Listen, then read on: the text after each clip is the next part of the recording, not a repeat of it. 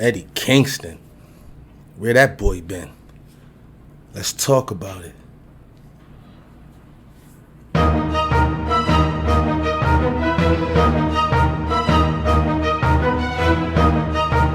Yeah, what's up, y'all? Let's get back to it. Eddie Kingston. I know we all seen it. The promo with him and CM Punk. Shit was crazy. That's what I was talking about. Last video I mentioned that CM Punk, he has too much mutual respect with even his peers and his enemies, his opponents. You know what I'm saying? It's like too nice. I don't like it. And I mean, I'm talking about even from his opponents. I wanted to see someone like, fuck you, Punk. We don't like you, Punk. And it felt real. You know what I'm saying? I love that shit, man. And the dude, Eddie Kingston, I know he's been around for a long time. I never followed him. I'm not going to start dick riding him, acting like I always was fucking with him. I wasn't. And I saw him a few times on AEW. I know he a New York guy. But that was definitely some New York shit. And you could tell that was like, that was real. You know, it is a work because it's for, you know, a TV show. But man, he was pulling that shit from the gut. He was pulling that shit from the gut. And I know he was speaking for a few more in the back. When he was like, the locker room don't want you here, I believe that shit. You know, because CM Punk definitely has this thing about him where it looks like he feels like, I mean, CM Punk is the man. I fuck with CM Punk, but like, he's not wrestling's God. You know what I'm saying? I think Punk acts like he's just this fucking savior that he isn't. Like, I don't like how he came out and was telling people about Moxley. It's all good. It was a good gesture, but chill out, man. Y'all know how Moxley is, man. Moxley probably ain't want everybody to know his business. You know what I'm saying? It's like, it's really corny. Like, don't nobody talk about him because I said it. Like, please, fuck out of here, Punk. It ain't that serious. But yeah, back to Eddie Kingston.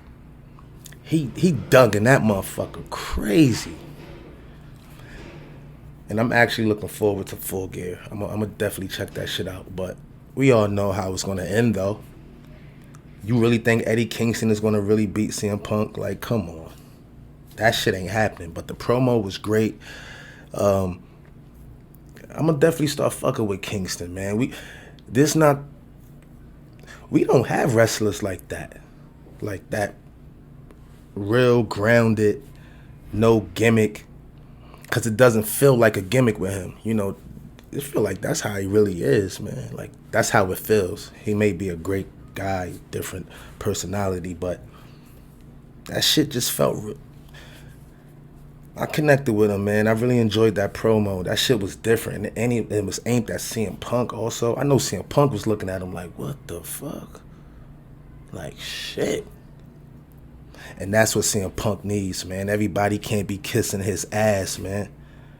That's why in my last video I was talking about I want to see him feud with MJF because I think MJF would tear a new asshole in him. But sheesh. Kingston already tore one in him, so. And Punk, man, you know, it's what he needs, you know. And I think going forward, I think his feuds will definitely be on that energy, you know. I think people gonna start catching on like, we don't really want you here. You know, you was a WWE guy, you left, went to UFC, got your ass killed, and then you come in here acting like you some big shot, so, you know. But I know he's not going to beat him. But I have to give Eddie Kingston his props, man. That shit was tough. That's exactly what I was looking for when I'm talking about feuds, storylines, shit like that. That shit felt real, man. I'm looking forward to that fight, man. Yeah, that shit was dope, man. Props to Eddie Kingston. You got a new fan. Like I said before, I'm not acting like I've been a fan just because you cut that dope-ass promo on Punk. Now I'm a fan though. I'm definitely gonna follow you for the rest of your career, see where this shit go, especially being a New York dude. So yeah, man. Eddie Kingston. Let's see what happens at Full Gear. Man, what else been happening so far? The firings. I'm not gonna get all deep into it. You know, Nia Jax, Ember Moon, B Fab, a few others. I put it to you like this. It's sad to see him go, but this is show business, man.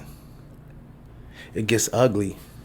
And sometimes I think, you know, people could tend to get comfortable sometimes and think they have this job security that they don't really have. Now, no, I don't want to see anyone lose their job, but like I said, this is show business. Personal shit aside, what have you done for me lately? That's the vibes. So I'm pretty sure WWE didn't fire them for no reason. The people that were let go was not lighting the shit on fire.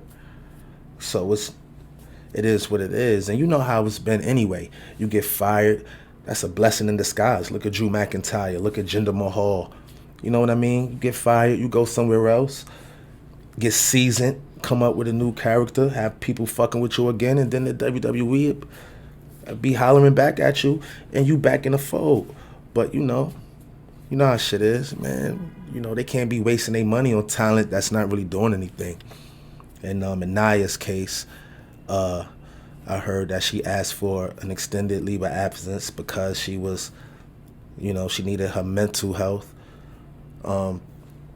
fixed. And, you know, I definitely, you know, mental health is a touchy subject, so I'm not even going to get deep into that. But I'm going to just say this. It's show business. That's it. The WWE is show business, man. And people getting fired and hired is just a part of the business, man. It's, you know, you can't take it personal, even though people do.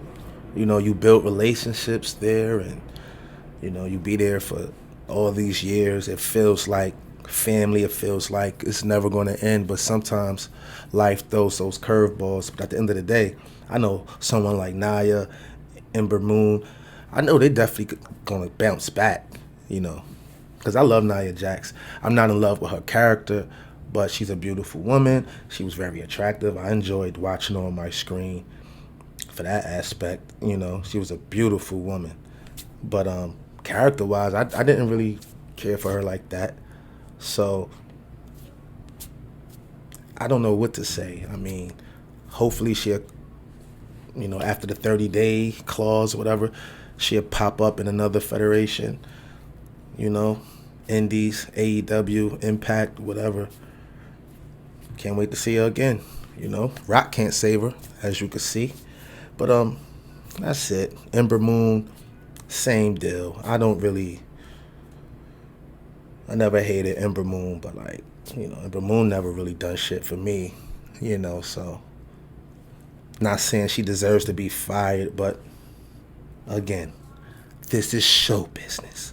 So yeah, I just wanted to touch on Eddie Kingston because I watched that promo and I was like, God damn, that's exactly what I wanted to see on CM Punk. Like, fuck all the praise. I want to see someone getting his ass, and it was real.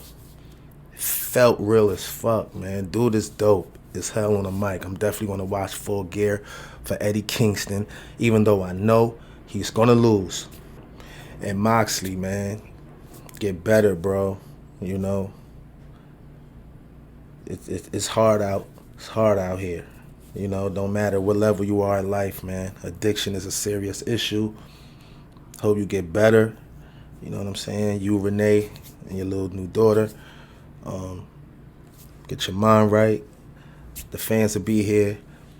We already know you're a real one. Definitely, you're a real one, Mox. You never was. You always shown you was cut from a different cloth. You know, so just get better, and we be ready.